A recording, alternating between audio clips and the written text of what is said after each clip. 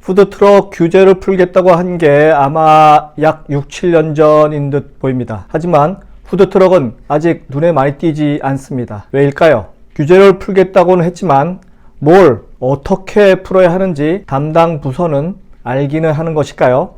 푸드트럭의 원조인 미국에서 푸드트럭이 성공한 이유를 보면 그 해법이 보입니다.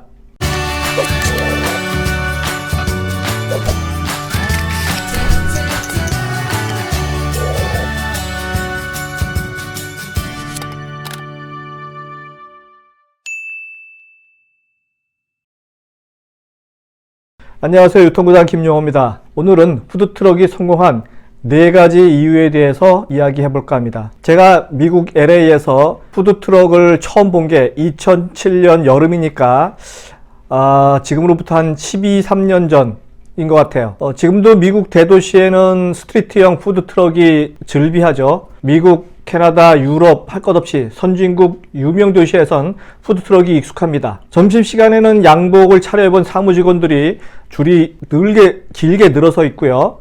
전세계 음식 경합장으로 변한 스트리트 푸드점을 보면서 우리나라에도 이 푸드트럭을 들여오면 정말 잘 될 것이다 라고 예상했었습니다. 빨리빨리가 항상 입에 배어 있는 우리나라 사람들에게, 한국인에게 안성맞춤형 비즈니스가 아닌가 라고 생각도 했죠.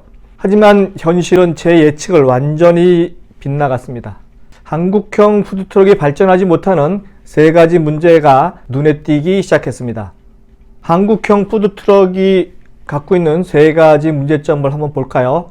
첫째, 푸드트럭은 기존 길거리 노점과 정면 충돌할 수밖에 없습니다. 지방자치단체와 체육시설, 놀이공원 등 관리기관이 허가를 받아서 영업 중인 기존 길거리 노점상들의 반발이 예상되고요. 바로 그곳이 충돌되는 지점입니다. 두 번째는요. 푸드트럭 사업의 핵심인 이동성이 전혀 보장받지 못합니다. 영업 허가를 받은 곳을 이탈해서 자기 마음대로 장소를 정해서 장사를 하게 되면 불법이 되기 때문입니다. 이동성이 보장받지 못하는 푸드트럭은 기존 노점상과 별반 다를 바가 없습니다. 세 번째는요. 푸드트럭 주인이 매일매일 위치와 오늘의 메뉴를 알리는 등 SNS에 능통하지 못하면 일반 음식점 영업과 차별화되지 못합니다. 이런 기존의 3가지 문제점이 있음에도 불구하고 규제 개혁의 다크호스로 나타난 푸드트럭이 인기리에 전개되고 있는 이유는 21세기 디지털 세상에서 소비자들은 움직이면서 모든 일을 하기 때문입니다. 손안에 컴퓨터를 할 수 있는 스마트폰 덕분에 트랜슈머가 나타난 거죠. 이런 트랜슈머를 잡는 마케팅 중 하나가 바로 푸드트럭입니다. 제가 늘 주장했듯이 트랜슈머에게는 트랜비스로 대응하라고 늘 말씀드렸는데 이것이 딱 푸드트럭과 맞습니다. 네, 움직이면서 장사를 하기 때문입니다. 그렇다면 원조로 할 수 있는 미국의 푸드트럭이 성공한 4가지 요인을 한번 살펴보도록 하겠습니다. 우리나라에서 응용할 부분이 없는지 한번 체크해 보시기 바랍니다. 그럼 지금부터 미국 푸드트럭 성공 4가지 요소를 한번 알아보도록 하죠. 첫 번째, 미국 푸드트럭의 주인은요, 철저한 시장 조사를 통해서 틈새 시장을 찾아냈습니다.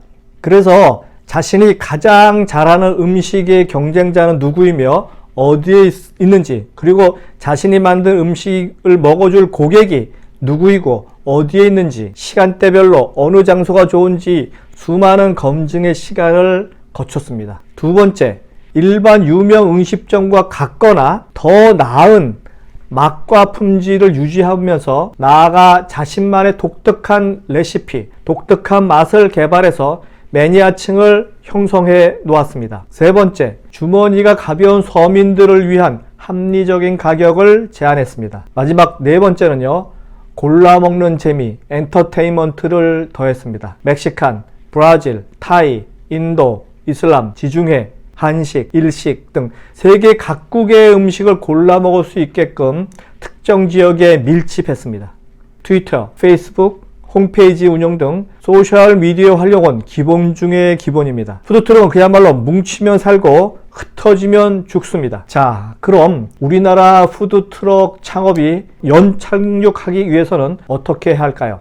제 생각에 가장 실천 가능한 방법을 제안하고자 합니다. 그것을 세대별로 나누고자 하는데요. 2030 그리고 4050으로 좀 나누려고 합니다. 2030 청년 창업자라면 캠퍼스, 대학교 캠퍼스 내 푸드트럭이 아닌 푸드카트 형식으로 장사를 전개할 수 있습니다. 캠퍼스 내에 동선이 넓지 않으니까 바퀴 달린 카트 형식이 훨씬 효율적입니다. 이런 방식은 미국 쉑쉑 버거 있죠. 쉐이크쉑 버거. 쉑쉑 버거라 하는 이 버거가 뉴욕에 있는 공원에서 태동할 때처럼 똑같이 그 사례를 이용하면 됩니다. 그리고 4050 좀 장년 창업자라면요. 낮에는 사무실 밀집 지역, 밤에는 유흥지 인근에서 푸드트럭을 운영하도록 사업 면허를 줄 수도 있습니다. 물론 이들이 움직이는 공간은 도시 전체로 넓혀야 하고요. 일정 해당 지역에는 한정된 숫자로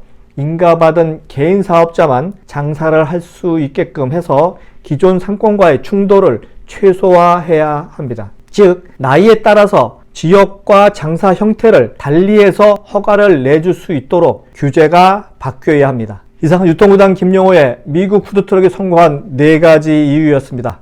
다음 시간에 뵙도록 하겠습니다.